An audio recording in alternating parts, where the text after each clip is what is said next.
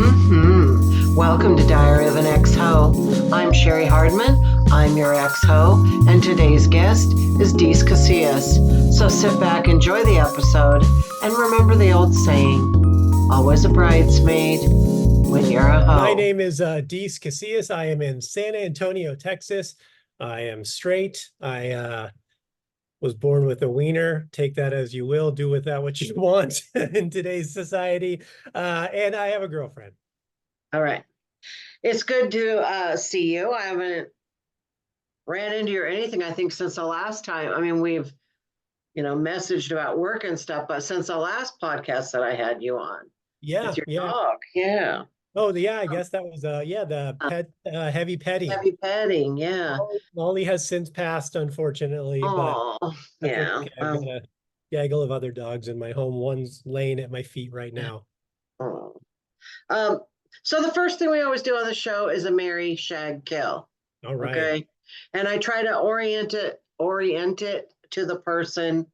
I don't know how good of a job I did this. This is going to reveal a lot about what you think of me right now.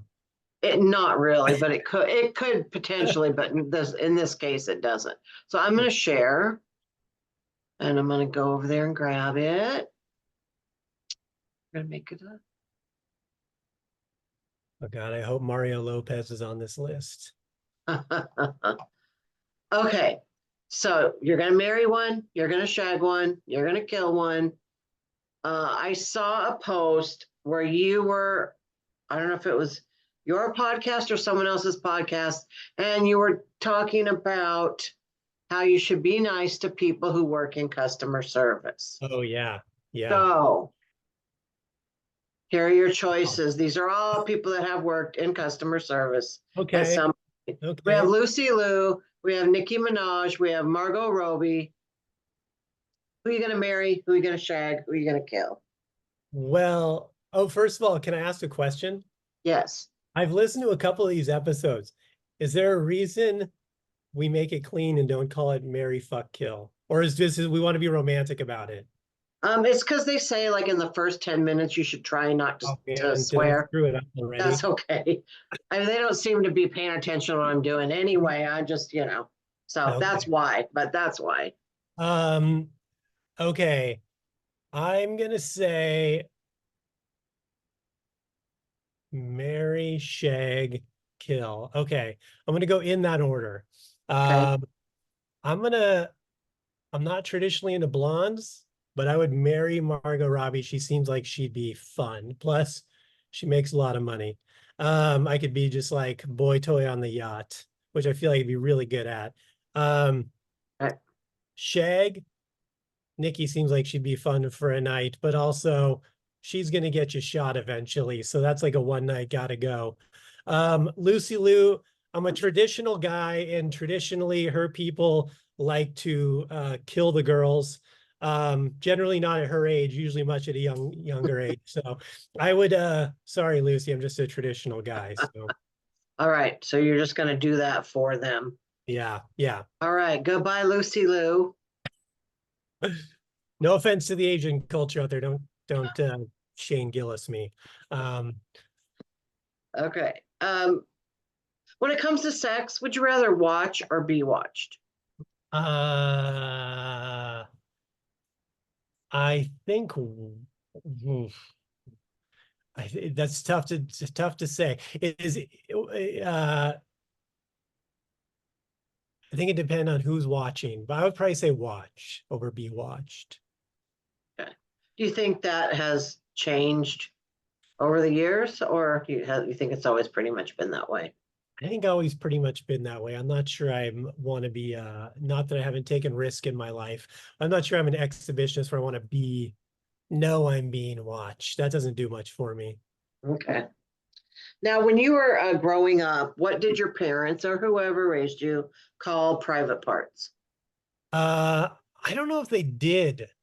I think that would have required having a conversation with us, which didn't happen often. I've thought about this in the past. I've actually been trying to work out a bit about it. That like, it was talked about growing up, you get the sex talk. I never got that. It's just never, plus we were Catholic. You don't talk about, things, you Right. just suppress it until you have a heart attack or die of alcoholism. So no one, like, even as far as bathing goes, would tell you to be sure and wash your. No, I mean, Nothing? maybe they called it your privates, maybe, but I don't even think, we just, we certainly, like I said, Catholic, we don't talk about anything, especially important things. Those Okay. are, yeah, it's like you'll figure it out, and then, yeah. Right. Um, were your parents good relationship role models? Um, I don't. I always say that my parents was like being raised by two sleeping house cats. Um, there wasn't really like they were like there, but not really doing much. I mean, they're still married, but I think they're only still married because it takes effort to get a divorce, effort and money, and those are Mm, two things they probably don't have much of either. So it's just easier just to die together. Um, they yeah, I mean they were together, but I mean I never saw them like fight real bad, but I never saw them like love real hard either, I would say. mhm. Yeah. Do you think that's affected you and your relationships the way Uh they did it? I don't know if the way they did it affected me in my relationships. I know that the way they parented me affected me in my relationships. And my probably my therapist would probably say is one of the reasons I don't want children. Mm, okay. Yeah. Um, So I want to talk to you. You said nobody had to talk with you or anything, yeah. but I want to talk to you about when you were first like made aware that sex was a thing. Mhm. Like whether you just noticed your body changing or somebody at school told you or something. But can you just tell me about that sexual awakening? Well, Catholic, so it was Father O'Hallahan. No, I'm kidding. The um, the I the sexual awakening. That's a good question. I don't know when exactly it it hit me. I mean, I grew up in an era where I mean, I 42. So I spent plenty of time. Most of my life, there wasn't like porn. The best thing, and it's so funny that every guy around my age has this same story where it's like there was just like the woods porn. There was like this magic magazine that just was hidden in the woods, and it was this communal thing, and everyone knew you used it like a gentleman and you put it back.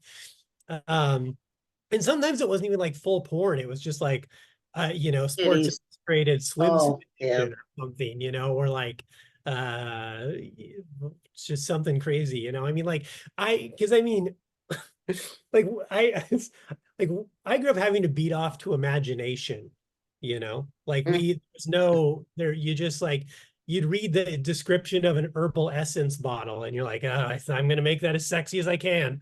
Uh, that's all I can do. So, I mean, my awakening. I mean, yeah, we like I had older cousins and stuff, so like I saw, I guess like Playboy magazines and or the Woods porn type thing, and that's where you're kind of like, or we literally like scrambled porn was a thing. Like you'd sit there and watch the scrambled TV all night, just right. hoping you might see something that See you could something, yeah, or just hear go. something at least. Yeah, it's a trope and like a joke, but you're like, no, we did that though. That's it's true. And there really was porn in the woods. I've seen it myself. Yeah. Mm, I don't know how it got there. I don't know if it was like some community program, some like, like Johnny Porn Seed just went across the forests of America, spreading pages of 1978's jugs across the country or Well, then you wonder too, like, was it some kind of pedophile that was like trying to get the adolescent? boys in there alone. Who knows? Wow. I Yeah, guess I'm I never sure. saw a perv in there. It was just a magazine. Yeah, yeah, it was just I mean it's so it's again it's one of those things like you think it's just your friends, then you get old and you're like, no, almost every guy had that experience, no matter where they lived, what big or Right. small city, you know. Uh, Did you have any celebrity crushes uh, when you were young? um, from Saved by the Bell, Tiffany Amber Thiessen was a young hottie, Right, I right. remember. Um, but yeah, I don't know if there was I was more realistic about it. I'm always like, yeah, TV, like they're hot, but like what's up with the girl who works at the pizza place down the road? You know, Right. that's more obtainable than, Right. this person on TV that I will never. You were more thought of it in a more practical way. Yeah, yeah. I mean, Michelle Pfeiffer in Black Leather and Batman Returns might have made me a man. With a whip, dressed as Right, Catwoman. right. Yeah. Pretty hot, yeah.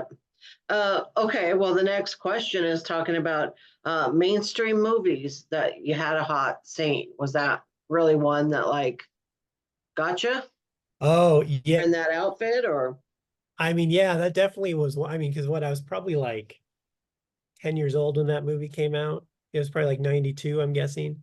91, 92. So yeah, that was one where I'm like, oh, okay, I think I just developed a fetish yeah, before I even knew what that was. right? You wouldn't even know what to do with that at 10. Yeah, I'd give it a whirl though. I'd give it a the old elementary school effort at that point. But yeah, any other what were some of the I remember this was later. I mean, this was probably more like in the early 2000s. But I remember there was a movie Monsters Ball with Halle Berry and Billy Bob Thornton, and there's like a pretty crazy sex scene where you're like, okay, I like you can get Billy Bob out of the way, but That has come up several times on this show, so you're yeah, not the well, only one that like that. Yeah, if you're a guy around my age, you're probably into Halle Berry. yeah. Yeah. Well, how can you not be really? Do you watch porn? I don't actually.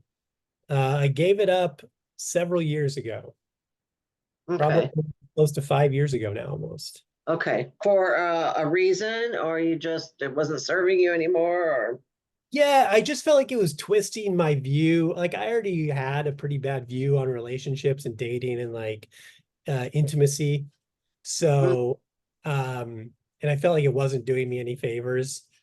right. And it just felt also, this is gonna sound weird, but I'm really into like some kind of like Eastern practices and meditation and stuff like that. And Mm, reading this book about how like saving your seed for like would increase just like increases like your chi energy essentially.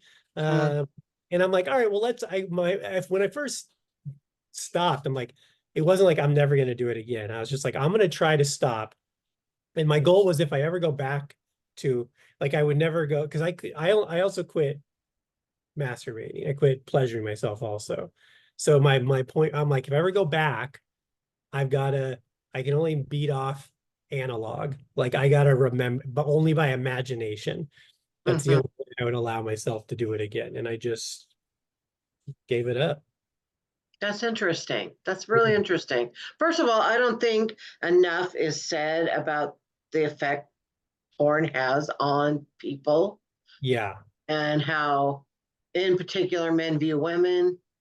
Um, Well, how women view themselves now because of it, I think too. all right, I think it's really fucked up. Sorry, it really screwed up younger yeah, generations and people. And I think it's really bad for society and for people. In moderation, okay, but like to be that accessible and that ubiquitous now, I think you can tell in the way people date. I mean, the apps and all that don't help either, but everything's kind of built for this right, right. not long term, quick gratification, just yeah. So, in this kind of, for lack of a better term, self denial that you're doing, do you practice that with other things as well, like food or alcohol or you Yeah, know? well, I quit. I got completely sober over 5 years ago too. So I quit drinking, doing drugs, except mushrooms. I still do those. But everything else I gave up. So yeah. And for me, I'm like a big proponent of willpower. I think willpower, there's not enough said about it. And I think it's easier to like make an excuse why you failed than to persevere to do better. So I'm also stubborn. So if I decide like I'm not done drinking, it's been 5.5 years now. Wow. Okay. I want to talk to you about amazing sex, but first, I don't want to like keep talking anymore because I know you've got something exciting to announce. So let's take Yeah. a little break and talk about that, and then we're going to come back and you're going Okay. to tell me your definition of amazing sex. But All right. yeah, what do you have coming up? Yeah. So I've got an exciting project coming up. I mean, I've been doing comedy for a long time. I've done writing, done all kinds of stuff. I'm kind of parlaying into a new venue I've never delved into before, but I actually have written my own comic book series, which I am launching. So I'd love for people to follow me. You can follow it on The Inferno Comics on Instagram, or Inferno.earth on Facebook, or Inferno.earth. Inferno.earth is also the website. But we're launching a Kickstarter to get it going. The first issue is completely done. And then it's going to be 12 issues total for the first series. But the Kickstarter goes from you can start following the page to get updates on August 15th. So if you would please follow the Instagram, and then or just follow me at deece.comedy also, and I'll have all the links and everything too. It's a really great story. We actually had offers from publishers that wanted to purchase and publish the book. I chose to do it all independently just because um, for reasons. Yeah, so it's really exciting. It's gotten a lot of good praise from publishers who've read it, editors-in-chiefs in the industry, and some other people who've gotten a chance to sample it. So I'm excited. It's it's not a superhero thing. It's like a neo-noir crime thriller. So Oh, well, that's yeah. really cool and exciting. That's like a big deal. And so do you like do all of it, or do you do this in partnership with somebody else as far as the comic? Yeah, so I've got a really great team. I've got a fantastic artist named Felipe Sobreira. He is out of Brazil. So I can pay him in coconuts. It's awesome. There is and I've got a guy who does my colors and letters he's in Norway, named Jimmy G. Shout out to my team. They're great. So it's a series that I wrote, created, did a bunch of art direction for it. I mean, I did some initial sketches, some thumbnails, and a lot of direction for the coloring, which I wanted to be very specific, but they've done a great job to help bring it to life. And yeah, I'm really excited for people to read it. I think it's a very meaningful story. Deals with a lot of real life emotional issues I think we all deal with on a daily basis. Um, you know, um, all kinds of stuff. So I'd really love for people to follow the page. You can get updates until we launch on September 15th. Then you'll have a chance to get your exclusive copies up front and help support the campaign. Okay, great. Well, that's Yeah. exciting. Yeah. Um, all right, back to sex. All right. What's your definition of amazing sex? Uh, the kind where I come quickly and they don't care and they don't talk a lot after. Uh, yeah. No, I think it's different with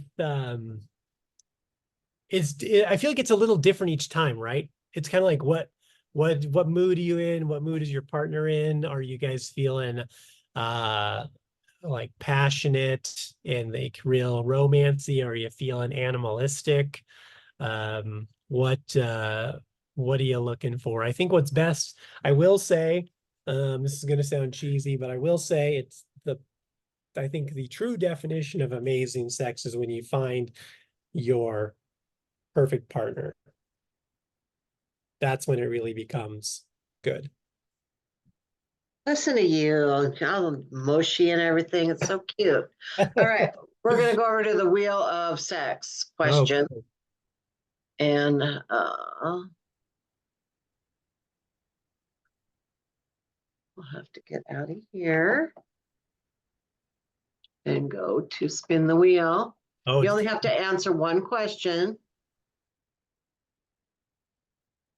you know, I would have married him for sure, or at least shagged him. That's a handsome guy. What is your favorite sexual position? Oh, favorite. I think, I think I got to be honest. I think I'm just a good old-fashioned missionary guy, like favorite. Lights off, socks on, dick through the boxer hole like God intended. You know, uh, I think it's highly underrated, the yeah, missionary. Yeah. yeah. I think you get a little more access to everything. You're kind of, you're right there. Yeah, I feel like it's good. Plus, if you get a little tired, you can just go elbows and take a load off and then take a breather and then power through again. How is your body image? I think good. I mean, I'm over 40 now, but I feel good. I feel I'm yeah, I think good. I don't really have many problems. I try to eat good, work out, stay healthy, so overall I think I'm pretty happy. I think my main thing is as you get older, you start to realize things don't always work as well as you want them to. And I don't just mean sexually, but even just like my knees don't work, that part of my body and stuff. But otherwise, I think I'm pretty fairly happy. Yeah, yeah. I don't think I complain too much. All right. Now I asked this question just for my own self, and I'll explain why. But have you ever been made to feel, or has someone tried to make you feel ashamed for having the body parts that you have? Um, Interesting question. In what like in any context In or any context. Like some people have said that somebody said something about what they were going to wear and that they shouldn't wear it because of this or that, or someone else is just like, penises are disgusting, whatever. It could be yeah. so many different things. Um, I mean, I don't know if I've had been uh directly I mean, I've certainly had um I mean, just as a guy, I certainly had, we'll say people with extreme views who just hate men or like we'll say hetero men in general um take umbrage with me, um uh, but otherwise I'm not sure that anyone's ever really taken to task my body in any way other than that. I don't think I've experienced that. And I'm really asking that because I have a feeling that the women are all going to say yes and the men are going to probably say no. Oh, yeah, yeah, I would agree with that. I think more likely, well, here's yeah, the problem with that is like uh men will say something to women and women will say something to women a lot, whereas like men don't ever really comment on other men. And you know, if a woman is around you, she probably is fine with how you doesn't, you know, she's happy with how you Right. look. Well, I Yeah. noticed that with the since I've taken Diary of an Ex-Ho out to do live shows, you know, that means I'm putting a poster out there, and the image, my drawn image, Yeah. AI image actually, has cleavage where it almost looks maybe like you can maybe see part of a areola, but you know, I mean, it's just a cleavage, and Yeah. it's a cartoon. It's not a real thing, and get a lot of flack for it, like that filth. We don't want that filth in our city, you know. And when I take the picture off the thing, nobody says anything. Yeah. So Interesting. it's not the fact that sex is in the title; it's because this woman is showing big breasts, you know. So I just I want. mean, those same people are watching porn at home or do, I mean, it's the crazy thing is like people just don't, you know, it's like, I mean, you know, you do comedy. You can have a joke about something and like, you know, again, I'm Catholic. I grew up Catholic. I'm not Catholic practicing anymore, but I have a lot of jokes about Catholics in my set. And I get a lot of people coming up and getting mad at me after shows or during shows because I'm making fun of Catholics. And I'm like, yeah, yeah, but when I make that joke, you understand it because it's there's context, you know, like when you talk about priests being pedophiles, no one's confused. You all know what I mean because it's a thing that happens, you know. So it's just people who want to get mad about it but don't want to actually like just pretend it doesn't exist, you know. Mhm. Yeah, yeah. Well, what's the best compliment you've ever gotten on your naked body? The I don't know if it's the best compliment I've ever gotten, but I've got a an adorable tattoo on my ass. It is a tattoo of a rainbow unicorn um, that's dabbing. Oh, It is on my right ass cheek. Uh, so, you know, it's always people find that cute. yeah. Oh, that sounds cute. Um, Come to the right show, you might see it. It's been shown on stage oh, more than really? once over the years. Yeah. Do you have any sexual regrets? Um, yeah. Sure, sure. Don't we all? Not doing it more. Um, no, I think like that's it. Yeah, it depends on how you look at it. Because like part of me is like, I don't want to say part of me I try not to have regrets because it's like, what's the point? You know, you can't change it. Just it's best to live with it. Um, you know, I think when you're younger and you don't know as much or you're not as confident about it, you do things or you don't do things because you're not as secure in like what you should do or how to do it, etc. So just yeah, maybe being a little more like secure in myself in that because I wasn't like insecure, but there's times where like I'm like, oh, I probably could have done that. And I just was like weird about it. Or there's times where I'm like, I probably didn't need to do that because you know, so yeah, there's probably things I would have, but again, it all made me me. So Right. Do you have any items left on your sexual bucket list? I don't think so. And not that I have, you know, was like living in Sodom and Gomorrah for my lifetime. I mean, I've certainly had my share of fun, but the I never really had like a bucket list where you know, I was just kind of like I mean, part of my problem, and this has been my problem, this has been beneficial and detrimental many times in my life. But I always live my life by like the first rule of improv where you like yes and.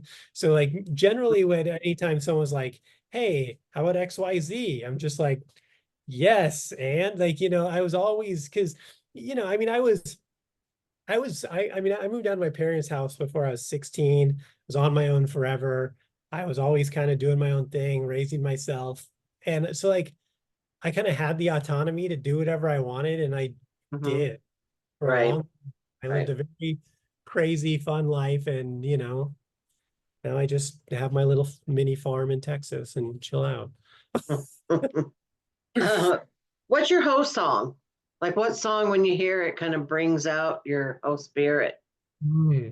Um, I think there's a couple songs that are like peak early 2000s, that probably like my peak club years, Um, there's that Usher and Ludacris song, like yeah. Uh, Uh-huh. there's a um what was that other big song? Like Back That Ass Up was big then. That was a little earlier, but it was still around. Um, there was Right There by Chingy, songs like that, like those club Mm-hmm. bangers from the early 2000s when I was in the club all the time were probably the ones that really just take me back to the uh Right, right.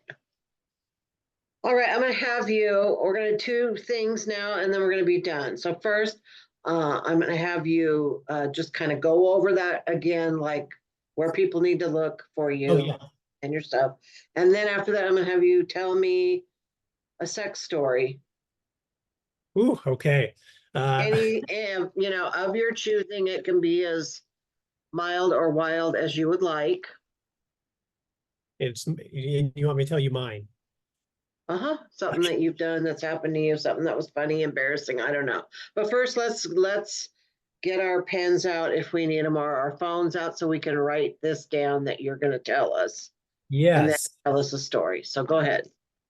So guys, if you would go to couple Instagram pages, you can follow me at deece.comedy or the Inferno Comics. Both of those on Instagram. I'll be posting information about the campaign there. You can also follow me on Facebook and Inferno Comics on Facebook also. We'll be posting links to the Kickstarter page, so please follow that link. Go follow the Kickstarter page. The more follows I have on the Kickstarter page before it goes live, the bigger, like the more in the algorithm it gets, and it helps a ton with getting traction and getting funding. Most campaigns, if they're not funded within the first week of a 30-day campaign, are going to fail. So, even if you don't buy something, which I hope you do, it's a low barrier, it's a low entry, as little as $8, $10, you can get something. Um, but at least follow the campaign to help us get up in the algorithm and get a big launch and get eyes on it so we can get this thing moving as hard as possible. And I promise you, if you do read it, you get it, you're not going to regret it. You'll enjoy it quite a bit. So Okay, great. Okay, now I know I didn't prepare you that well for this. that's okay. So you got anything for me? um okay, this is how much detail how long do I have? It's up to Okay. you. um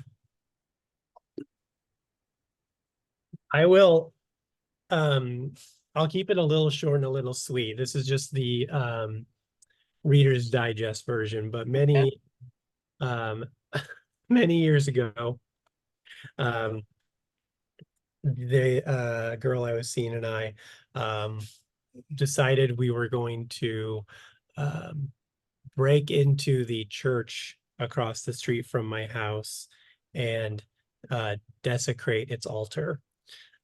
This was our this was our mission to get into this church and the um un make it ungodly was our and we were successful, and we did.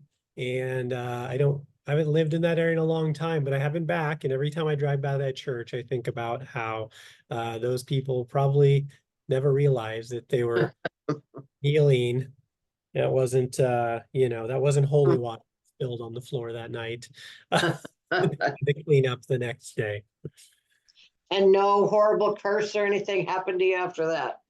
Well, that's tough to say, Cheri. A lot of horrible things have happened to me since then that could be related, but I like to think that my karmic level is so low that I'm still paying back things long before that. I probably haven't even gotten to the retribution of that act, which was 20 years ago. So All right. Well, God, thank you so much for being here. Good luck with your Kickstarter and all that. I'll be watching and seeing, watching you blow up with that.